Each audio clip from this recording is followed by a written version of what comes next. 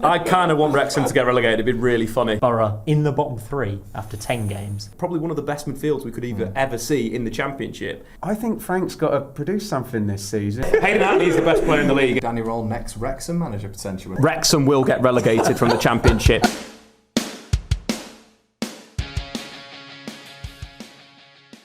Hello guys and welcome back to the Sportsman Untitled for our Championship season preview, and I've assembled a guest panel of stars for you this week. We've got Benjamin Bloom joining us, Ipswich Town fan, now back in the Championship of course. Conor McGilligan, who's an EFL expert even though his Leeds United are now in the Premier League. And Statman Dave, who's been doing all the research you need to know about the Championship. Making your debut on the pod. Welcome, Statman Dave. I can't wait to talk about Ivanovic from Millwall. Spoken about him before, one of my favourite players in the Championship, so I'm excited for that bit of the video. You've got it in there already, but there is only one place we can start, unfortunately, with the Championship, and it is about Sheffield Wednesday. I mean, we're in a situation where it seems like a club has already been relegated before a ball has been kicked. There's players threatening not to play. Dej Fonchansiri, what on earth is he doing with this football club? Ben, I'm going to throw it over to you to have your say on this. Well, I mean, who knows what will happen in the 24 hours between us sitting here now and this coming out, because we're now looking at non-payment of the July salaries, which is a surprise to absolutely nobody. Looks like the North Stand safety certificate has been declined. So if you remember Birmingham under Trillian a couple of years ago, where we had a three-quarters open stadium, I don't know what there else is. You know, what is left to say? All the assets are gone. Danny Roll's gone. Now I've seen Barry Bannon now linked with Middlesbrough. He's kind of training, but he can go anywhere on a free. As of right now, they're guaranteed to finish bottom and be relegated. And probably it's going to be a horrible season with some youth players coming in the worst possible way. But we all have our fingers crossed that Mr. Chansiri will sell to somebody for a reasonable price at some point.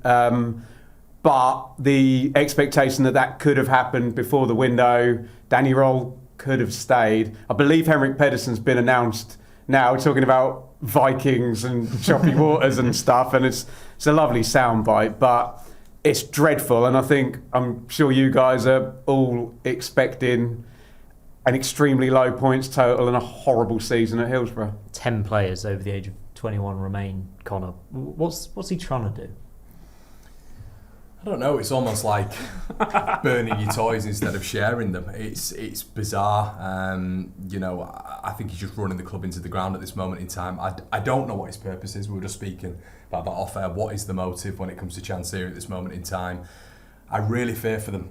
Badly fear for them. Gassama going, I think, is huge. Bannon, is he going to be there? Likely not.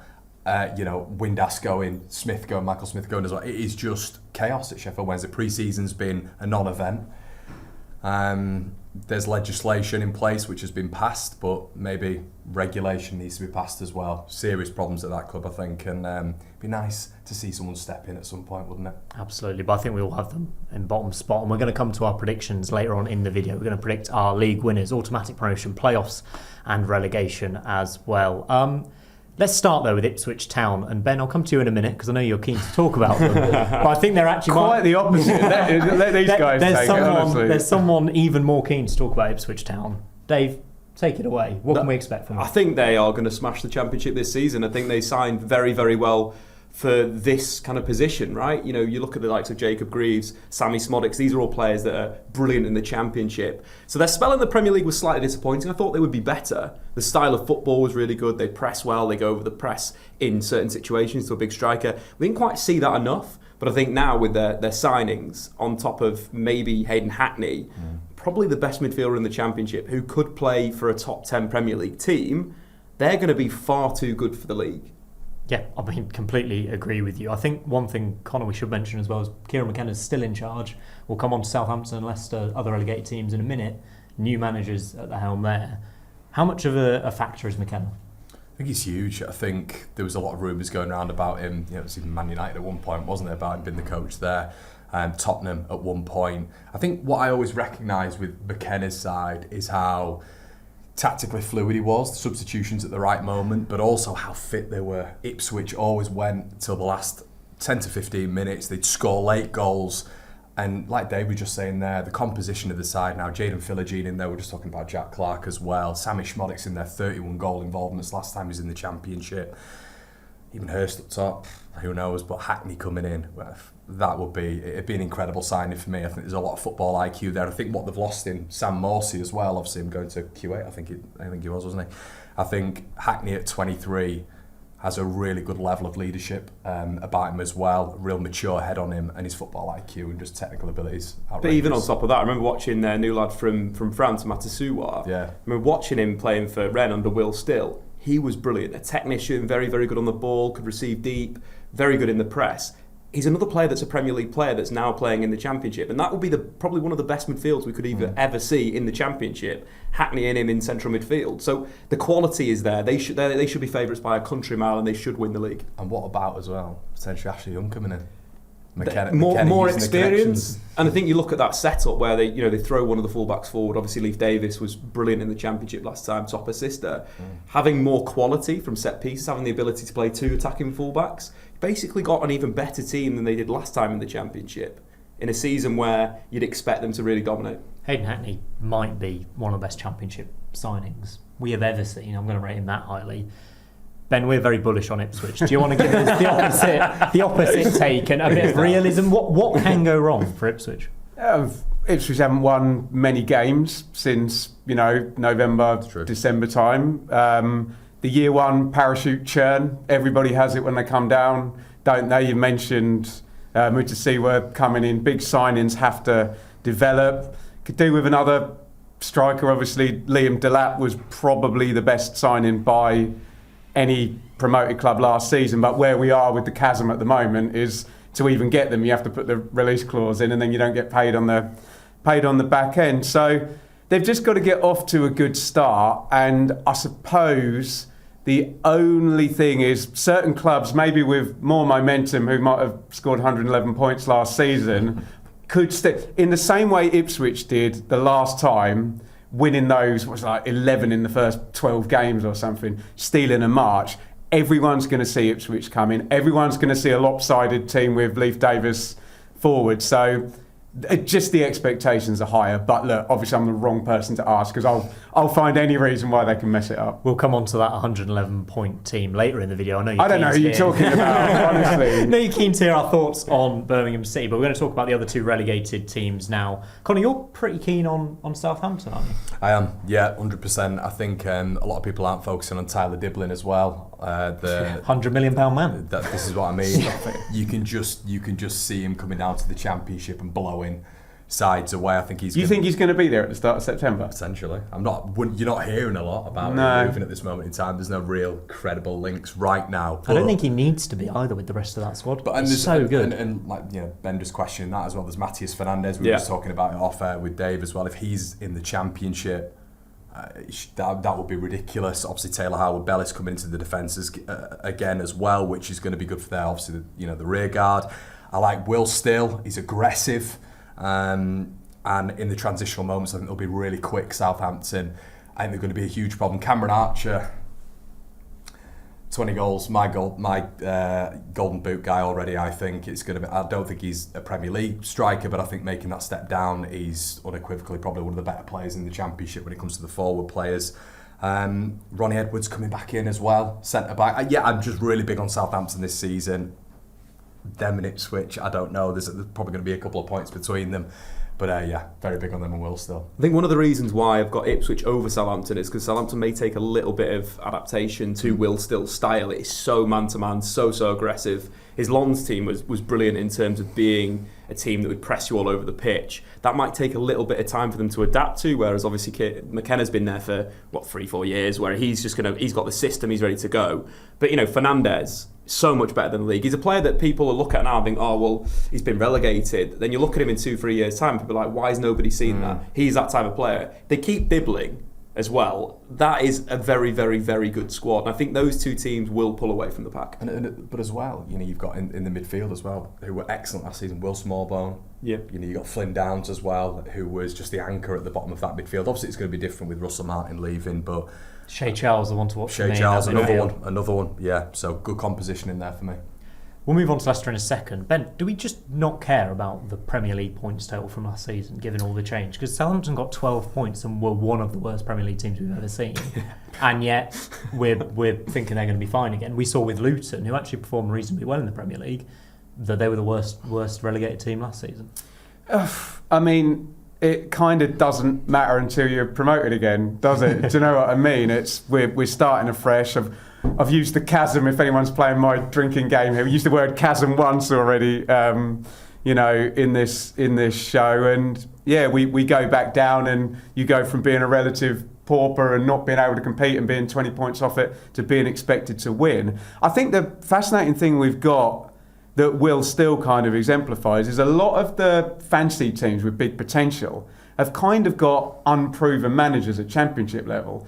And the guys with maybe promotions before, the likes of Alex Neil and Paul Heckingbottom, and there's one more I'm forgetting, Rob Edwards, are kind of at the middling clubs. So you do get that potential that it doesn't work out for a new manager. I don't know whether that be the case for Will still. And unfortunately, we know what happens to a manager who's 14th with a year-round parachute team at December. It's, maybe we're off to the shops to buy the Christmas presents rather than to Preston on Boxing Day or whatever. But yeah, it'd be fascinating with a lot of these new managers to see if they can come in and, get a tune out of these teams quickly, because the expectation with year one parachute teams is top 2, minimum top 4. Absolutely. I think Will Still is just too good for that. I think he is a step above the managers you speak of there in terms of the promotion guys. But just looking at the numbers, ran some numbers on the last 5 seasons for the relegated teams in the Premier League. We had 6 teams that went up automatically from promotion. 4 of the last 5 Championship winners were newly relegated sides. 5 teams played in the playoffs. Luton were the first team since Sunderland to suffer back-to-back relegations, Premier League and the Championship. Only 4 teams have done that in the history. Average points for teams that get relegated, 77. Average place 5th. So there is a little bit of depth in quality here. And I think that 4 out of the 5 Championship winners being a relegated side, it means that it's going to be one of Ipswich, Southampton or Leicester. The golfing wage spend is massive, and that is a big thing in football. Correlates very well with league position. I think there is a minimum floor which was blown out the door by Luton last Yeah. season. As Yeah. well. we think they can only be so bad, and Luton just blew all that out the water. Leicester City, a difficult club to predict right now. At the time of recording, we're waiting for them to get their points deducted. Possible 10 points we're expecting. Ben, they went for Marty Cifuentes after kind of a long managerial little exploration, but again, their squad is full of players we've seen shine at this level before. Yeah, so the argument you're going to hear everybody make is that on pitch last season, Sheffield United, with a year one parachute payment, were 24 points ahead of Bristol City, their playoff opponent. Ergo, you would have had to have deducted Sheffield United 25 points for them not to get in the playoffs.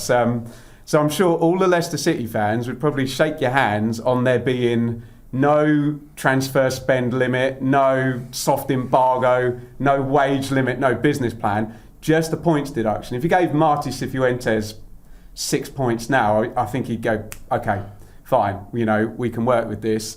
Hermansen probably will. It feels like there's a lot in the Premier League with Ramsdale and Trafford with goalkeepers moving around.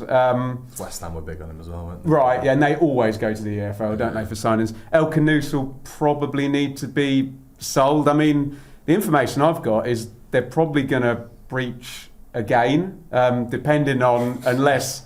But remember, you don't get... Essentially, if they're deducted, you don't get punished again for the 2 years you've already been deducted for. So there might be something come if they hand their accounts in on time. Do you know what sounds really good there is obviously we started the show talking about the sad situation at Sheffield Wednesday, but it still seems like there is no real regulation of what's going on in the If EFL. they break the rules enough, eventually they forget about some of the rules. Okay, just keep going, keep breaking those rules. Well, you hold up the number of fingers for the teams that are going to make a profit this season in the Championship, and it'll look probably like that, won't it? But yeah, in theory, if they can mitigate the sense of chaos in the summer, we think Cifuentes is a bit streaky last year, wasn't he? I mean, there's the great escape with QPR in the first season, and a bit up and down last year. But we all thought it was him and Danny Roll. And let's be quite frank about this. I think Danny Roll would probably be the Leicester City manager now if it weren't for Mr. Chansiri and that escape clause. And maybe if Leicester had waited a little bit longer, But look, it's a week until the season starts now. So depending, as you say, on what the EFL have got up their sleeves, you'd still expect Leicester to be in the top 6 unless they get the business plan and the fee embargo and they can't go and sign Harry Winks on X amount per week, etc. Conor, very quickly, Mavididi, James Justin, Harry Winks, that's enough, isn't it? Even with a points deduction, that is enough to get them in the top 6. I rate Cifuentes highly as well. I think he's great at developing young players, which Leicester might have to rely on at some stage of season. Mavididi, Fatu, I believe. Yes, he's still there. Still there. Bad injury, right? Very bad injury. Hamza Chowdhury as well did well in the Championship. Right back at Sheffield United, came back and was one of probably their best loan player really when you're looking at the January signings. I think Leicester will be okay. I think they'll be okay this season. We'll come on to our predictions properly at the end of the video, so stick around halting for that. So Conor's holding something back there. Got a little quiz question for you that I hope you'll know the answer to. Of the 18 teams still in the Championship this season that were in there last season, so not the 3 relegated Premier League teams, not the 3 promoted League One teams, how many have retained the same manager as the start of last campaign? I did a video on my YouTube channel. I know the answer to this. So do you want to pass to the other... literally today, do you want to pass to the other 2 guys? 3. Go on, what are you going? 5.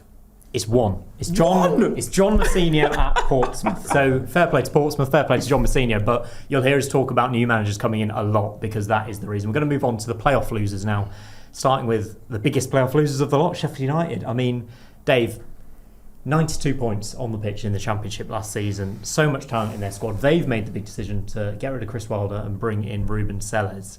How are you feeling about Sheffield United? I just think it's a bit of a disgrace that Wilder's not got another shot at this. I think it's a situation where you've got a guy that loves the club, that wants the club to do really well, that may have not got what he wanted in the summer in terms of backing, and it is a shame because Chris Wilder's a great personality in football and he turned it around for Sheffield United, and we only had a bit of a difference because teams were so good.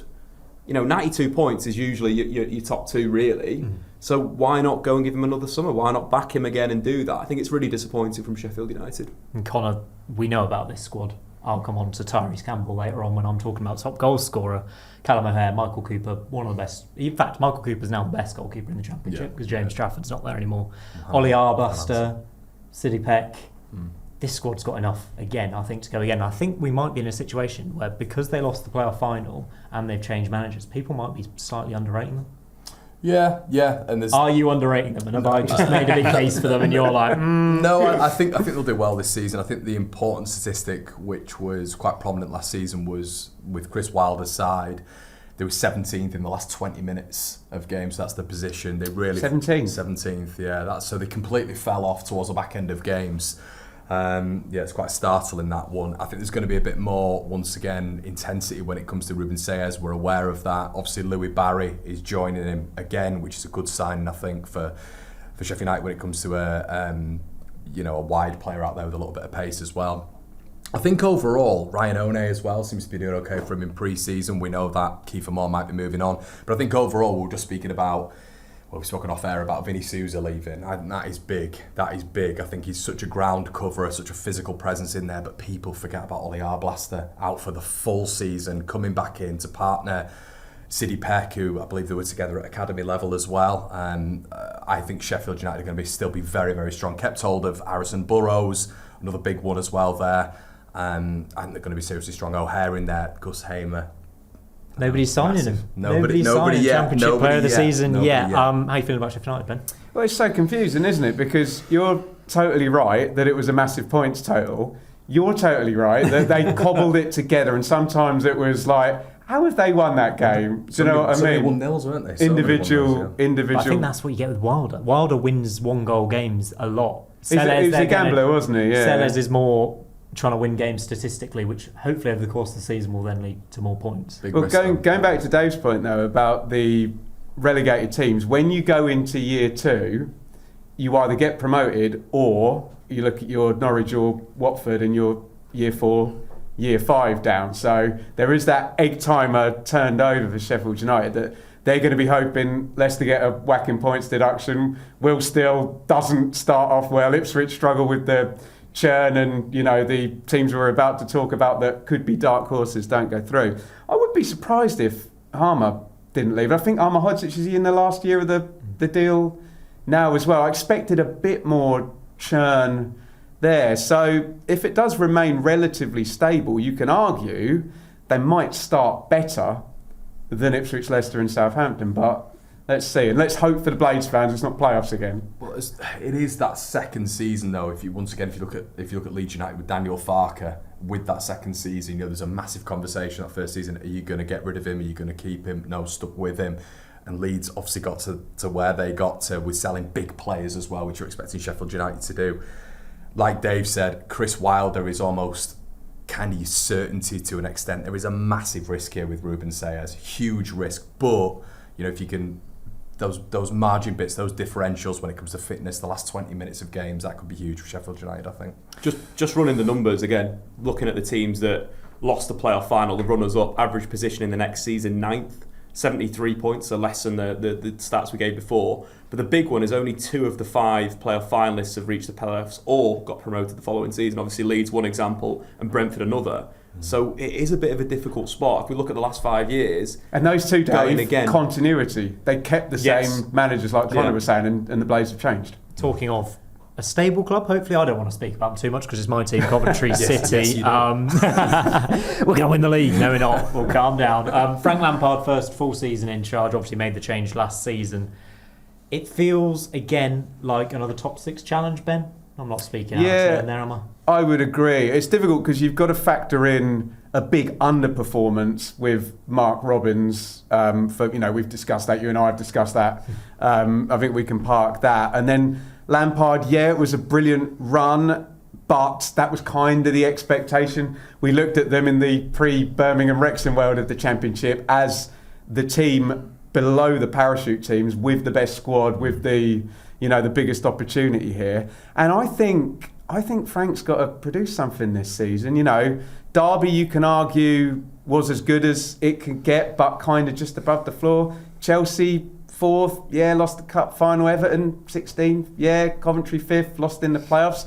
I think Frank needs to put a season together now where he puts the whole thing together. Yeah. How do Cov stop being the nearly men, Conor? Please give me some hope. I think sorting out the goalkeeper was massive. I think Cal Rush was a really important signing. Kesler Hayden coming in, obviously we know he can be versatile, either on the right side or the left side. Van Eyck will be interesting to see how that one goes. I think that will be a big blow. Expectation he will leave, but in terms of that, we have already signed his replacement. So on the front foot with that. But Rodoni huge as well, keeping hold of him. But I'm with Ben. It's a huge season for Frank Lampard. This credentials to be proven. Has he not already done it? Because if you look at the league table since he joined Coventry, they're 4th behind Burnley, Leeds and Sheffield United. But Dave, that's why we have Dave on the show. Big underperformance going from a low base. So but still, you've got to factor that in there, haven't you? He did turn the season around, and obviously he's had his... People have slated him for his work at Chelsea. 4th without transfer window is quite good. But also take into consideration they've got the second youngest team in the league. Last season was Sunderland. So there's a few things there, I think. Lampard's slightly underrated now as a manager. A young team that plays good football. I think the addition of Matt Grimes as well in January was massive in terms of just being, a bit of an orchestrator at the base of that midfield. I think him and Rodoni for a full season, I think that would be interesting to see as well. Keeping Hadji Wright available. Yeah, I'm not having a pop at Lampard, by the way. I'm just saying, for example, if Coventry were to lose in the playoff semi-finals again this season, what are we going to be saying about Lampard next summer? We're going to be saying he's a manager who can't put the whole thing together. And I know it's difficult. I know 3 new parachute teams come down every year. I know Wrexham and Birmingham are spending big, but that Coventry squad is good, and he's now got a whole season. I think managers sometimes get criticised too. Like, it wasn't Lampard's fault that especially if they used to play for England. That Dan Ballard scored that header in the 95th minute. Like, we played very well in that semi-final. I'm feeling all right. I think we'll probably be in the playoffs again. Another question I wanted to ask Ben, if you could have this one very quickly. Do you think you have to finish in the top 4 to get promoted now from the Championship? No. And you saw Lebris with the low, narrow block last year go and win the playoffs very defensively. There's a quick answer. Okay, all right. Nailed that. Easy. Bristol City. Defences win playoffs. There you go. Bristol City. Dave, 68 points got them in playoffs last year, incredibly low total. They've also had to change their manager with Liam Manning going off to Norwich. Gerhard Struber comes in. I'm expecting a bit of a drop-off from them just because they took advantage of that low tide last season. I think losing someone like Liam Manning is massive for them as a football club, but also I think just to strengthen everyone else. I just think Bristol City haven't got enough to be a team that's going to make the playoffs this season because of the quality. We've not even spoke about Wrexham and Birmingham, but two very good footballing sides. And then you look at the rest of it. We've already spoken about Coventry, we spoke about Leicester City. It's so tough. You also look at Middlesbrough. There's Norwich, a lot of very Brom. Norwich, West. I think there's teams that are better. So I'd expect someone like Bristol City, a mid-table side this season. Conor, agree with that? Yeah, I agree with what Dave's saying there. I think Gerhard Struber as well. We saw him keep Barnsley up, but it's a very aggressive style of football. It's man for man stuff. I think when you look at Liam Manning, it was slow possession build up. It's very, very different. Gerhard Struber is vertical. It's all about getting the ball up there as quickly as possible. It's going to be a complete transition, in my opinion, for Bristol City here. And like Dave's quite rightly said, there's going to be a lot of good teams who can pick them off, maybe on a bit of a counter attack and a transition. I think Bristol City probably mid-table. Yeah, I'd say. Absolutely. Ben, we're next going to come to the teams that didn't finish in the playoffs last season but came rather close and could challenge again. I'm going to throw to you on Millwall. Alex Neil, obviously incredible form at the end of last season but still just missed out. Are we expecting improvement again? Well, am I allowed to talk about Ivanovic, Dave? Let's leave that to you. No, I mean, look, they constantly punch their weight, don't they? And I think we've had 3 8th places since Neil Harris took them up from League One. They run in such a kind of methodical way. We don't know contract lengths. We don't know transfer fees. It's very organised. I'd worry if there's this clause for Tanganga for a Premier League club if someone were to take him. But spent big on Coburn as well. And when you look at Championship CVs, and I've been talking about managers, I'm sure the Preston fans would take the finishes Alex Neil gave them next season, promoted with Norwich as well. So it's just Millwall, they always tempt us, and we all think Millwall in the playoffs would be really, really fun, and they just never quite get in there. Maybe this season's the best chance in a while. Dave, Millwall doing it for you? I just love the contrasting styles with Millwall. It's not all about pressing, playing out the back. Sometimes it's about a low block and being aggressive, and that's what Millwall do. The ball possession last season was one of the lowest in the league. But you look at the challenge intensity, which measures the duels, tackles and interceptions per minute of opposition possession. Millwall ranked 2.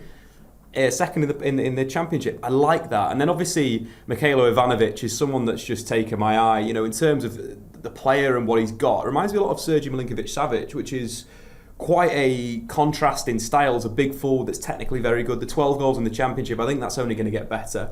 Threat from set pieces, 4 goals from headers from corners, either first phase or second phase. Scored a very, very good free kick. The Trivela against Luton Town. There is a lot of quality in him. And I think if they can keep him within the side, if they keep him for the summer as well, that's another thing. If teams are looking at him, because he's a player that definitely could play at a high level at 20 years old, they've got another player that can be the perfect player for Luton Town. The perfect player for Millwall. That Trivela was in my mind. I was seeing orange again. And tears. Luton would love to have him. Let's move on to Conor. Do you want to talk about Borough, West Bromwich? Do you want to talk about this point? Yeah, we can talk about Borough. They just confuse me. I've absolutely sort of no idea where to put them this season. I know we've had a little bit of a conversation about predictions going forward, but the Hackney money coming in potentially, if Ipswich do grab him for 20 million quid, it's going to go into the back pocket. Obviously they had 22.5 million quid come in not long ago for Latte Lath as well. I don't think they've ever properly replaced Latte Lath, which I think has been slightly problematic for them. I think the move on Carrick was interesting for Rob Edwards. I'm still yet to be convinced on that. They're going to go to a back 3 as well, or we're just having a conversation off air, they might not do, but I think they will, which has worked obviously before at Forest Green.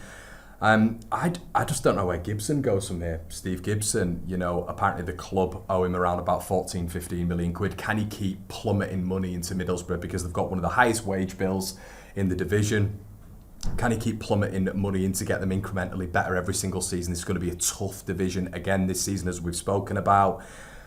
I don't know. I don't know with Middlesbrough, but that's kind of the detail of it right now. But it'll be interesting to see if they reinvest that money again. There's been murmurings of potentially Ben Sheaf, if that'd be a worthwhile replacement. I can see you just scouring there. But yeah. As always with Borough, I start with them in my playoff picture Always, when I always. start. And this season, as it's gone on, they've got lower and lower and lower. And I'll tell you, they're 14th on my 1 to 24s. Yeah, it's kind of I think where I'm at. Yeah. I think Michael Carrick's a better manager than Rob Edwards. I don't think that's an improvement. I think their squad's probably weaker than it was last season. I think it's a tougher division than last season.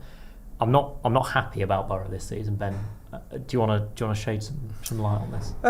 I mean, yes, Steve Gibson will keep plumbing the losses until Steve Gibson's not here anymore, I think. And they do normally back managers, to be fair, Middlesbrough. And I take your point, Conor, that sometimes it's better to just have a run at the playoffs than to be trying and just clawing at them year on year. There's a lot of talent in there. Aidan Morris is really good, the central midfielder. Whittaker, you mentioned, can win you a game or have 3 touches, and it seems to be nothing in between. Tommy Conway was brilliant. Conway, can be a 10 or a 9. Yeah. Vandenberg seems to be linked with lots of clubs moving away. Dale Fry as well has been linked with clubs. So I don't know, they don't want too much churn because then every season becomes a season of transition. But how damaging is last year to Rob Edwards, I wonder? Because old handsome Rob, who was the star of the show and Luton in the Premier League, and then we all saw those interviews, we're like, mate, go and have a holiday. This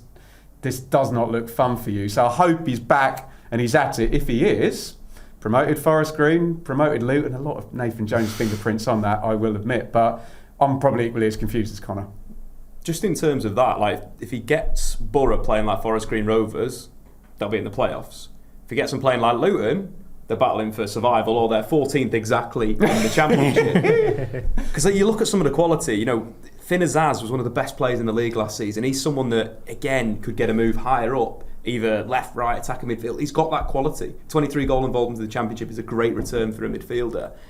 You're looking at him, you're looking at some of the other players, there's enough there, but it's very much, it's just on Rob Edwards. This is it, this is the pinnacle of his career right now. Gets them firing, sound. If not, then where does he go afterwards? It's a very interesting one to watch. Dave, I want to come to you on Norwich or Watford. Who are you feeling more confident So about? Norwich is an interesting one, because I think, again, they're another team, like Middlesbrough, where it's polar. It's a flip of a coin, whether they keep the likes of Josh Sargent, who's probably the best striker in the division. His goals last season, even though he was injured quite a lot. And then Kvistgaarden, they've signed from Denmark, is another player that looks good, short, stocky, finishes quite well, arrives on the back post in certain areas, scores a lot of headers for his small size, 17 goals in the Superliga.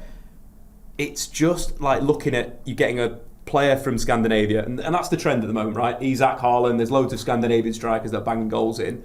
Or do you go and be a bit more smart and sign someone from League One or from the Championship to score your goals? It's a lot of money for a player that, if Josh Sargent goes, their entire season is on the back of. And do Norwich play for results, or do they play for development? Because at the start of last season, the club was saying development, then they sacked the manager, with 6 games to go? 6, yeah. Mm-hmm. So Norwich need to figure themselves out. Yeah, I think Manning's an interesting one to keep an eye on as well, because he had a good season with Bristol City. He got them into the playoffs, but the points total itself wasn't that impressive. And let's not forget, they nearly threw it away at home to Preston on the final day, and Preston were fighting for their lives. So it's not... I like the signings. I'm not sure if the signings marry with the manager that well at this moment in time. See, the other thing as well, I think they've spent more than any other team in the league. So they've gone out and they've spent money this summer, which is reasonably surprising. You wouldn't expect that, would you? You'd expect it to be a Birmingham City, but it was Norwich City, right, as the time of recording Norwich City. Investment is always big in football. If you spend money, eventually you're going to get it right.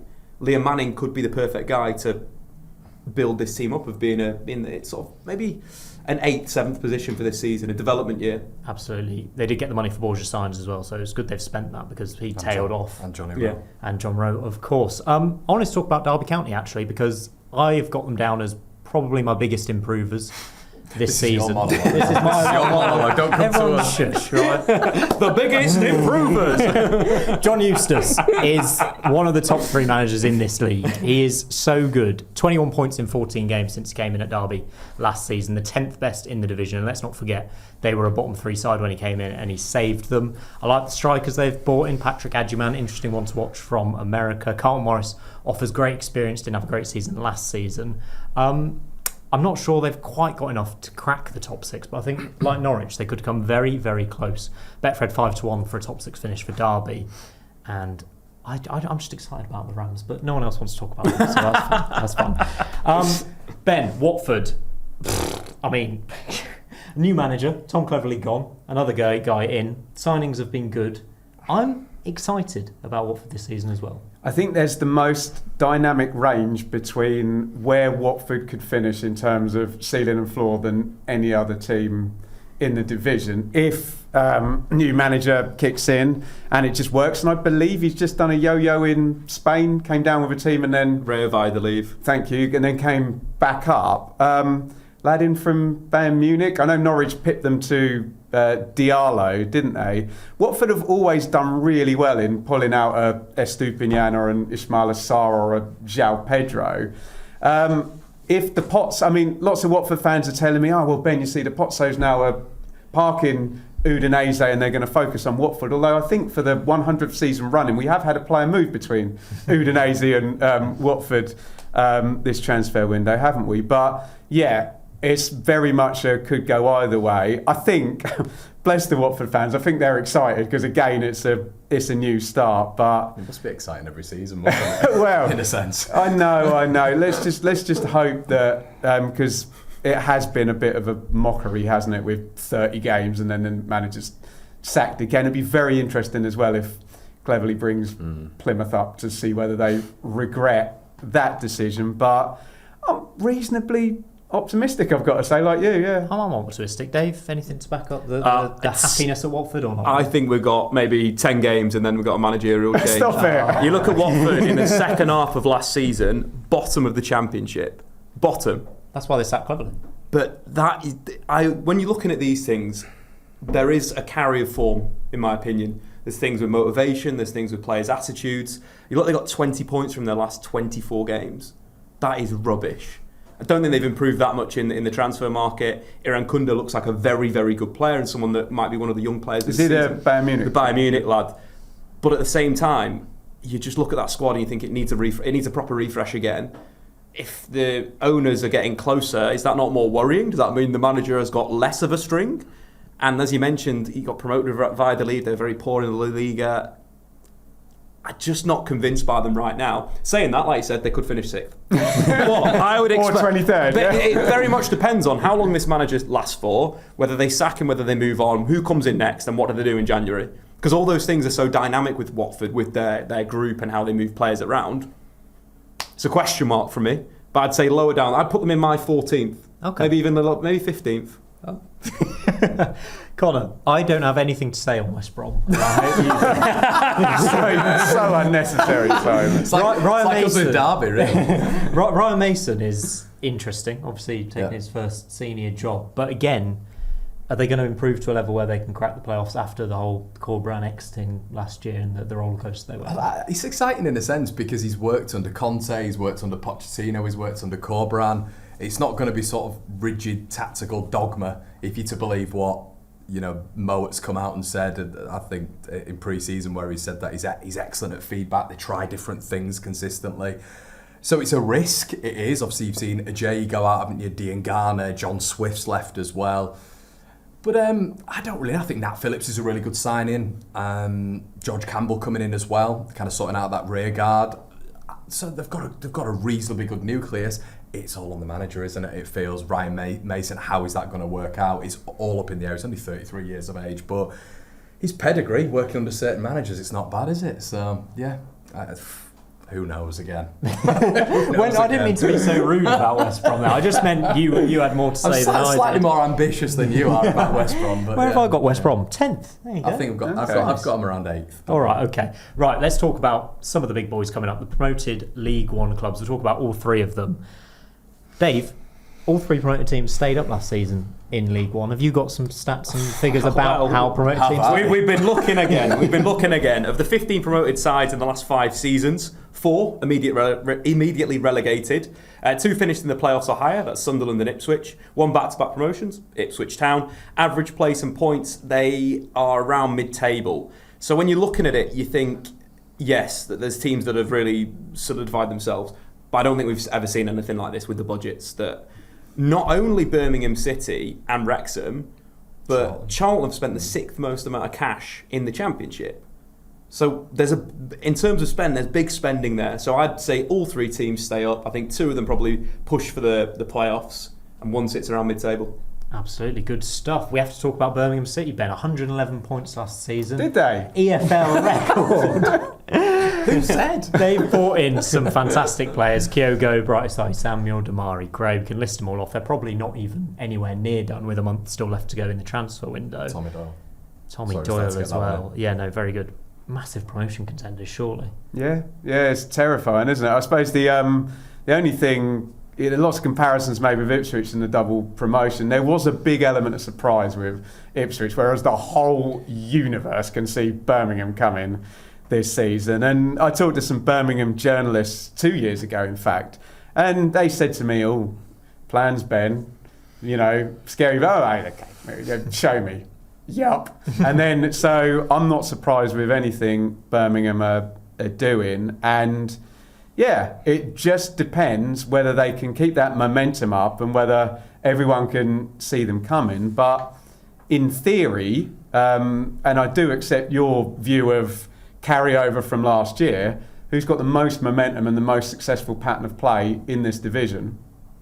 Birmingham. Who's done the most aggressive? That's the one thing. The one thing Ipswich did is they just tweaked from League One to Championship. They didn't go out and, buy 5 or 6 new players, but they've bought quality though, haven't they? So I've gradually, every week of the summer, I think Birmingham have gone up and up and up in my estimations. Agree with that, Conor. We kind of thought they'd be in the playoff picture, probably think they'll be in the playoff picture, but can they actually be the team to challenge the relegated teams from the Premier League? Yeah, 100%. Keeping hold of Iwata, keeping hold of Jay Stansfield, Tommy Doyle come in, beating Premier League sides, if you're to believe reports, or high-end Championship sides anyway. Oh, I believe that. For Tommy Doyle. Kyogo coming in as well, apparently. I don't know if you've heard this, but it could be rising up to 10 million quid, which you've just never heard of it before. You've never heard of that sort of fee when it comes to a newly promoted League One side. We were just speaking a little bit off air about Wrexham as well. I'm sure we'll get onto that. I like Chris Davis as a manager. I think he's really tactically fluid as well. He's aggressive again. I think that only aids you in the Championship, build out wide with some of the players that I've just brought in, Damari Gray as well. This Japanese connection that they're building as well, learning maybe a little bit off Celtic. I like that for the future as well. PSR, people say, what about PSR? Well, the sponsors to be able to get in is ridiculous. Are they going to go again in January, which is the thing that a lot of people don't touch on with Birmingham? They probably will do if it's not at a certain level at that point. As Ben's quite rightly said, structure, identity built. Will they just tweak things? They played Championship-style football last year. They didn't kick it in the box in League One. They're ready. Yeah, and they got 111 points. 111, you say, yeah? Wrexham, Dave. Just a little bit on Birmingham before we move on. More on Wrexham fans don't like that. I kind of want Wrexham to get relegated. It'd be really funny. Ooh. Just for the show, just for the drama. You know what I mean? The drama of the show would be fantastic. There's your title, lads. But on Birmingham City, I saw them play Stockport on New Year's Day. I was so impressed with the football. The football was very, very good. I rang Chris Sutton up just before coming on to ask him about Kyogo, someone that obviously works heavily in the Scottish League. And he was saying that, number one, Celtic should never have got rid of him. He played 123 minutes for Rennes. Crazy for the fee they paid for him. But going to Birmingham, the quality, the link up with Jay Stansfield, that is a very, very good front two. If one plays off the other or one plays wide, but having those two in your team, that's at Championship level, that's 2 forwards that potentially could play in the Premier League this season. As much as I said Ipswich and Southampton are far away, I think Birmingham have probably got the next best shout of being the team that can be anywhere near them. It's very difficult to match up those teams coming down and Birmingham coming up and where they'll actually it's run odd, in but Wrexham are going to get relegated, so you can talk about that. Wrexham, thanks for that link, Dave. Connor, 3 promotions on the trot. Phil Parkinson still in charge. Lewis O'Brien comes in. Josh Windass, Ryan Hardy, maybe Nathan Broadhead as well as we speak. And with Birmingham as well, as I say, there's a month left of the transfer window and you just feel they could spend another 10, 15 million, 20 million on Ellis Sims maybe, something like that they can do. There again, climbing my predictions table with every passing week. I think I had to just put Ellis Sims in there. Put it in the year. How many goals did he score last season, sorry? Many. 6. I think a lot of the questions about Phil Parkinson this season as well. Obviously 900 Football League games. It's going to be interesting to see how he deals with the sharpness of the Championship this season, with obviously a newly put together Wrexham side, and you look at, like you just mentioned, Windass, O'Brien, Danny Ward in there as well. Fair few new signings there. Windass, I think, is a top signing, 12 goals for Sheffield Wednesday last season as well. Probably their top output in terms of a player. And I think Ben touched on it earlier in terms of the top sides coming down. I think it's going to be the pressure and how the likes of Phil Parkinson deals with that. I think they'll be fine. I think it'll end up mid-table for Wrexham. But I'm still unsure. There's an uncertainty there. Ryan Hardy coming in, good addition again. I don't know what it is about Wrexham. I think it's because it's just the complete unknown. The complete unknown. We'll have to sit. But once again, it's the pressure pulse on the manager, Phil Parkinson, and will they get rid of him? That's quickly, the key factor, isn't it? If it doesn't work. I don't know. Are you a little bit on Phil Parkinson? It's such a different style of play to what Birmingham did, isn't it? But then, could that ease you into the league? It does feel like it's a hold my beer, isn't it? It's like Birmingham spend, and it feels like Wrexham are now going for it. And my understanding, Conor, you talk about the PSR, is they've got the money and they've got the headroom because of the Disneyfication and the sheer amount of money that's already coming in. Interesting they're going Welsh as well, if they're going to get Kiefer Moore and Nathan Broadhead. They love a bit of narrative, Wrexham, don't they? That works well on all popular streaming platforms. Relegation is a great narrative. For God's sake. But he did, just on Parkinson, he did change shapes, to be fair to him, in League One. 6 promotions, Phil Six Parkinson. promotions, played, a lot of people call him a little bit rigid, but 4-3-3 last season, 3-5-2 as well. So there's a bit of flexibility there. I wonder the patience with the higher. I mean, what's it been, 4 years now at Wrexham? 3-4 years with Parkinson? What would Salford have done if they'd just stuck a Phil Parkinson in at the start of their gen? I know they don't have the money Wrexham did, so maybe he's exactly the right guy. Some wizened 900 games who knows how to set up a team to. I think very interesting, especially talking about Wrexham. There is now the looming shadow of Danny Roll, which every Championship club will be aware of. And if they act quickly, they could get a manager. And you don't have to pay £5 million anymore. And I'm not relegating them if Danny Rowe takes charge. Just FYI. We can have this chat as well again if Broadhead comes in and Christian Eriksen comes in. Right, well, entirely different conversation. I know. Right, Charlton as well. Dave, again, you said they'd stay up pretty comfortably. They've made some good signings. Big money spent on Charlie Kelman, who got quite a few goals last season at Leyton Orient, I believe. Yeah, 23 goals. He's a player that I really like, a player that is got that barrel chest, that English style, bit of a poacher on the back post, last line. I like him. I quite like what Charlton have done apart from Kaminski. Kaminski was the worst goalkeeper in the Championship in terms of expected goals prevented. Really? Bottom, awful. Someone that they have bought that needs to step up again. Rob Apter as well, quite like him, right, left-footed right attacker, go either way, real cleverness, 8 goals and 3 assists in League One, most progressive carries as well. I quite like their business. I feel like with their spending, they've done well in terms of recruiting the right way. They've bought the best players from League One. They've got promoted. We all know Nathan Jones is very, very good at this level. I'd see them around mid-table, even pushing for potentially the playoffs. Ooh. Are you that positive on Charlton? Yeah. Really. Wow. Wow. Additions, Amari Bell coming in as well. Yeah. I think what Dave's saying there is quite right. I think if they're in a bit of a low block as well, we've seen Nathan Jones do it when he's brought Luton from League One to mid-table Championship, but if they're in a bit of a low block and they explode out the traps, like Tyrese Campbell as well, I think Charlton will be good. I think they'll be tactically astute enough to stay in the division this season and actually have a good season, like we just spoke about earlier as well. They're spending a lot of money. Brings us nicely onto the relegation picture. Now, we all think Charlton will stay up, I believe. Hull City, I'm going to come to next, Ben. New manager at the helm, yet again, potentially ownership issues. They never seem to be able to kind of shake those off. They survived on the final day last season. Have they improved? Can we see them getting out of this kind of relegation mix, or do we think this could be the season they slide down to League One?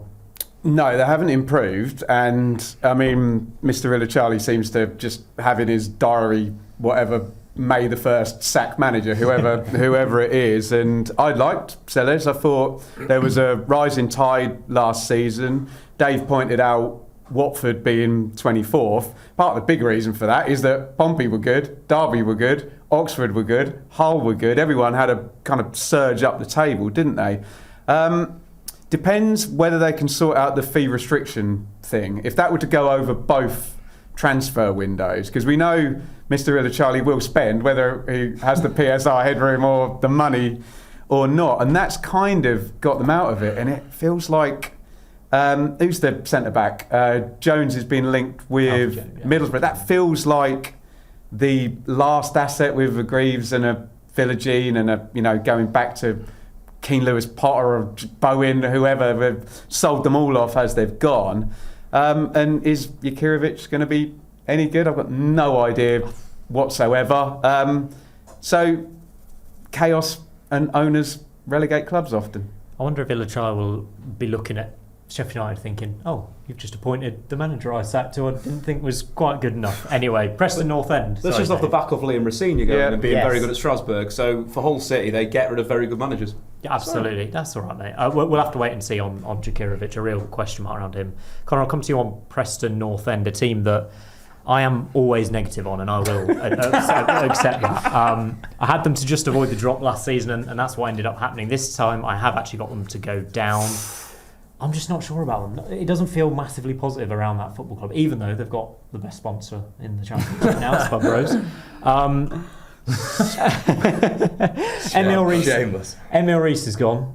Freddie Woodman has gone as well now, I believe. They've made a few decent signings. Because Everson come in as well, I think. Yeah. Everson's a decent signing. I feel a bit Cardiffy about Preston. Does that make sense? Yeah, I do, 100%. I think it's what Dave has said throughout this as well. I think the problem with Preston is, it hasn't been like an incremental improvement, and then you look at the three that are coming up, they're a real problem. They're a serious problem, and I don't think either of the three will go down. That's my prediction. So I don't see enough right now when I've seen what Preston have been doing in pre-season. Towards the back end of last season, it was horrendous, wasn't it? It was really poor in terms of form. I think they're in deep trouble this season, Preston. I really do. Yeah, I can really agree with that. It's one of those things where momentum is massive in football, and Preston have not been on a good run for a bit of time now, and obviously they saved themselves the last game of the season last year. The signings have been they look so scattergun. There doesn't look like there's an idea behind what they're trying to do in age profile, in player profile. So it's going to be a really tough year, but I kind of agree. The teams are so good coming up.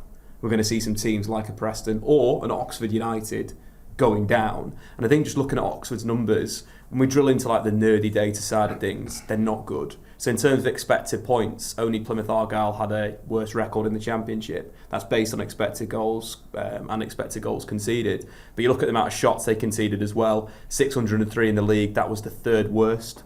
They're very open. Obviously, there's big swings in football. Sometimes you get seasons where your keeper's having a great year, or your defence is being really solid when you're under pressure. But being under pressure consistently for 2 seasons, it's very difficult to have good results.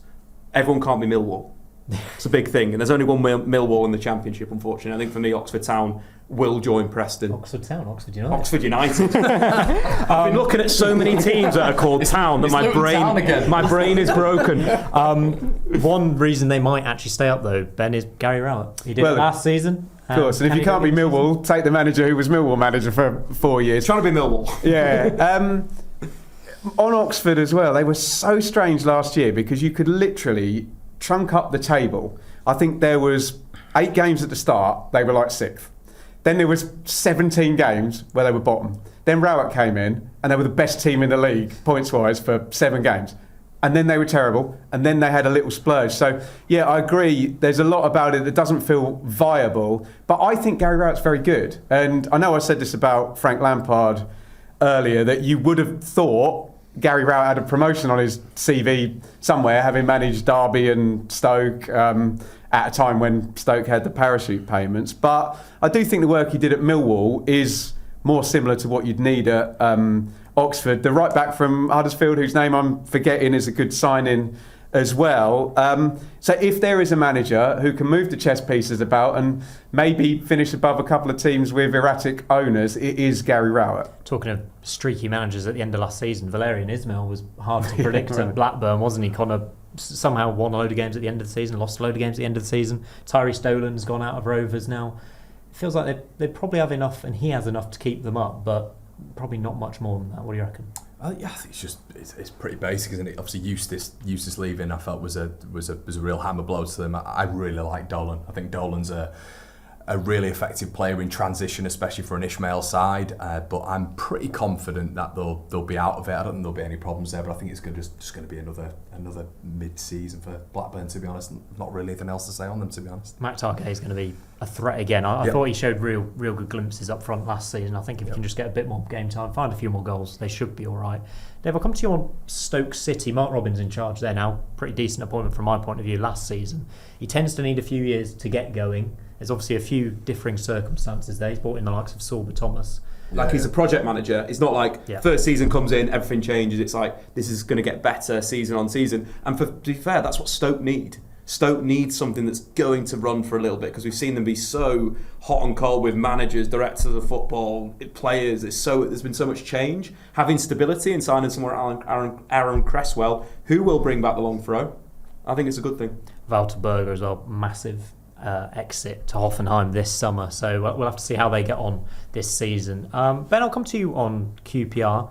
Julian Stephan joins as manager, and he's got a pretty good CV in France. Won the French Cup with Rennes. Kwame Poku comes in, quite a big name signing on a free from Peterborough. I think I agree with QPR, what you said about Watford, in that I think their range of finishes is just pretty much 5th to 23rd.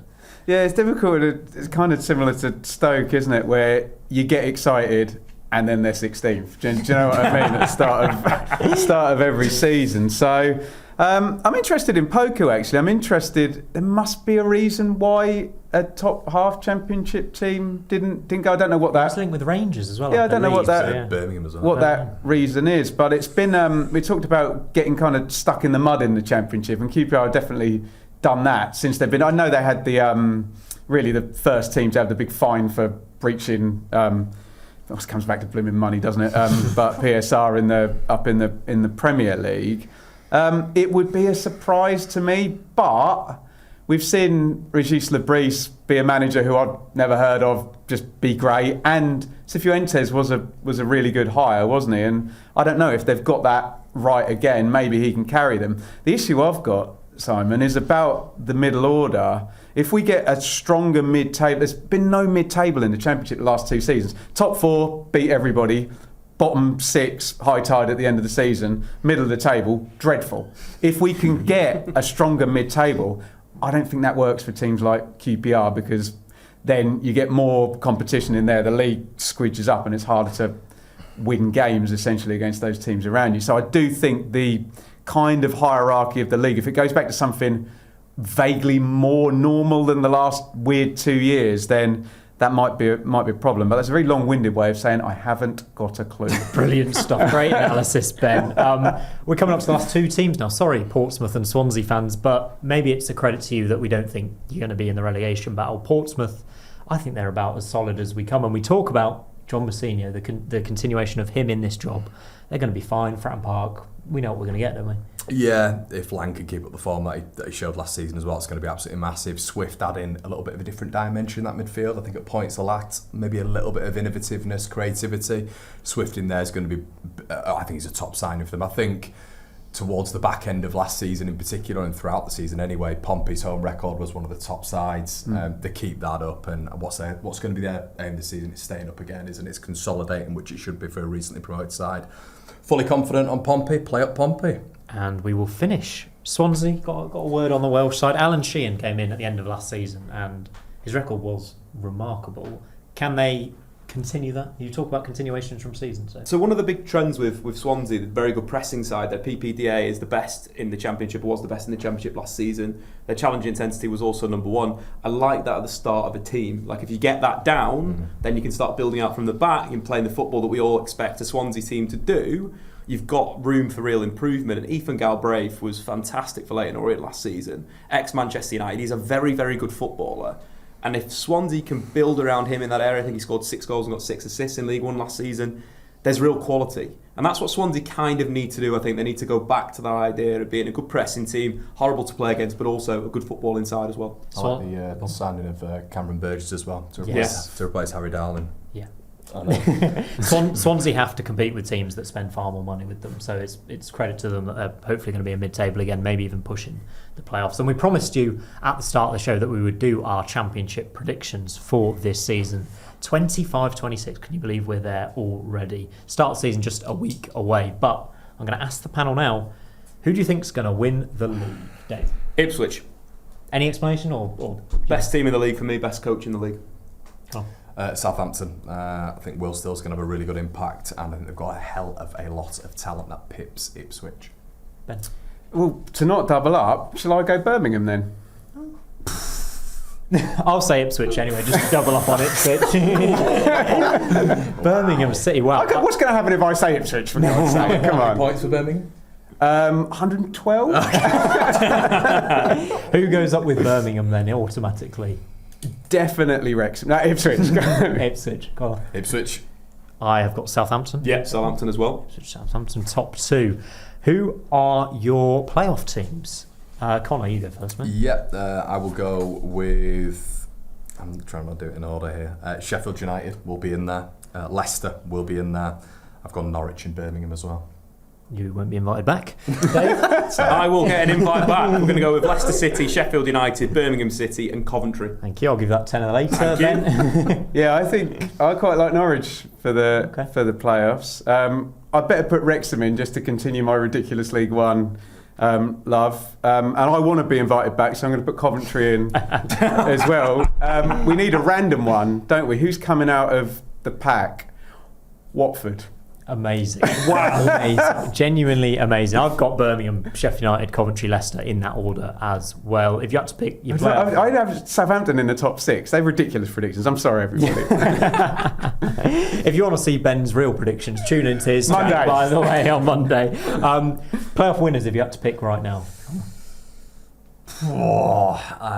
From the four teams you've put in the playoff. Yeah, no, I've not gone that far. Birmingham. Okay. Dave? Birmingham City. That's fine. I'm used to it by now. I've got Sheffield United going up through the playoffs, and what do you want to say here? Well, my only non-ridiculous one was Norwich, so we could have. I've gone for Norwich and Ipswich back in the Premier League at the same time. Would be it's 1992 all over again. That would be quite the season performance. I am, yeah. Who is your surprise package, please, Ben, of the season? Well, I've just put Watford in the bloody playoffs. Go on then, Watford. Let's go Watford. Conor? I don't know if I guess Birmingham going up would be, but I'd probably say just the outlandish shout would be Charlton, because I think the obvious thing I think the obvious thing is people are going to say that they're going to go down and rock bottom. So Charlton. After my little monologue, I've got to go with Derby, haven't I? Charlton. Charlton, yeah. Two Charltons. Okay, good for the Addicts fans. Underperformers for you, Ben. I didn't put Southampton in my top six. Southampton. Is that a thing? Southampton not in the top six? I don't know. I think we need to rewind the video and do that little bit again. Underperformers for me, Preston, yet again. Okay. Yeah. I've gone Borough. Dave? Wrexham. What is an underperformance for Wrexham for you then? Everyone expects them to be a top half team, even pushing for the playoffs. I think they will be fighting for their lives. Wow. Okay. Big shout there. I like that. Yeah. Fighting for their lives but staying up? Yes. So who's? But I want them to go. I just want the drama. Who's going down then? So we got teams. Sheffield Wednesday. Yep. That's for sure. I'm going to go Oxford United based on the stats we gave before, and then I'm going to throw Preston North End into that mix as well. I've got Sheffield Wednesday, Preston, and Hull going down. Yep, Sheffield Wednesday, Preston, Hull. I think the off the field chaos is going to be Hull's undoing. Sheffield Wednesday and Hull, obviously. Let's go with your Oxford thing, but I can't now take my eyes off. Round 46, final day. Ryan Reynolds in the stadium with Wrexham playing to stay up. It is the it is Deadpool director's dream, and isn't they it? get relegated. That will be. That's not the ending. It's going to be good for TV. That's the ending. What do you mean? Get to the dressing room. All the players are distraught. They're fighting. Disney have got a clause in their contract about that not happening. It's too fun. You know what I mean? We need it to be real. Disney's anti-relegation. Yeah, there you go. Good couple ones coming up here. Top goal scorer, some great names. Dave, I think I know who you're going to pick, surely. Surely it's going to be Wrexham centre forward, Kiefer Moore. No, we're going to go with Sammy Smodics, I think. No, Ivanovic. Ivanovic is just going to be the player of the season, actually. Okay. But yeah, no, Sammy Smodics. Josh Sargent, if he stays, I think, and he's fit for the season. But yeah, Sammy Smodics. Ivanovic is going to just be the player underneath that everyone will be like, wow, this guy. I've gone Tyrese Campbell because I almost think Ruben Sellers' system might suit him even more than Chris Wilder's does. I think he got 12, 13 last season, did very, very well. I think he's just going to score a bucket load of goals this season. Conor, have you got? Yeah, I've gone Cam Archer. I think he's going to be completely refined under Will Still, a lot sharper, like his shot efficiency. I think he works in a two. Thinks he works I think he works in a single centre forward as well. Yeah, I like him. Yeah, I'm going to Cam Archer. Being as I've gone completely rogue with all of this, if what he says is true about Bristol City being loads of fun, can you imagine taking a free transfer signing from Preston, sticking him in Bristol City, playing him every game and playing through him, and Emil Rees scoring 23 goals? Can you imagine that? We have to expect... Ivanovic. We have to expect the top scorer in the Championship this season will get more than 20 goals, right? Because last season was just... Yeah, it was a period of 19. Insane. And then if Preston go down, and the top scorer, Bristol City's top scorer. And well, no one's caring about that because we're at Wrexham on final day, aren't Wrexham, we? yeah. The narratives, right? Let's finish with our player of the season. Ben, I'll start with you. Oh, crikey. Amari Hutchinson will not leave Ipswich and be the player of the season. Imagine that. It's never going to happen. Wow, yeah, not even thought about that scenario.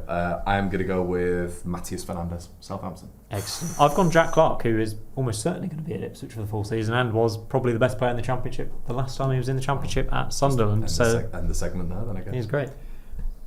If Rob Edwards can get it right at Middlesbrough, Finazaz. If not, Hayden Hackney is the simple one if he moves to Ipswich Town. And then obviously if those players don't move, it's of course Ivanovic from Millwall. 3 options. There you go. Well, if you want one, Hayden Hackney. Hayden Hackney is the best player in the league, and at Ipswich he will be the best in the world of football. And the last thing I'm going to ask you all very quickly, if you have one for me, is your hot take. Can be as ridiculous as you want. Ben, I know you've probably got about 5 lined up. Has anyone got one they want to jump in with? Yeah, well, I can go straight away if you want. Is the camera here? Wrexham will get relegated from the Championship in the 2025-26 season. Pulled down on it. I know. Dave's not bothered about the hate.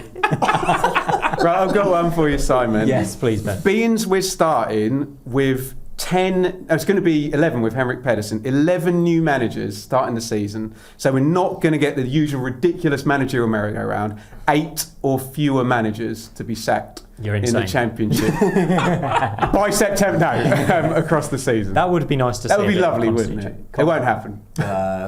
Phil Parkinson gets sacked within 8 games. Okay, brutal. I've got 2 for you.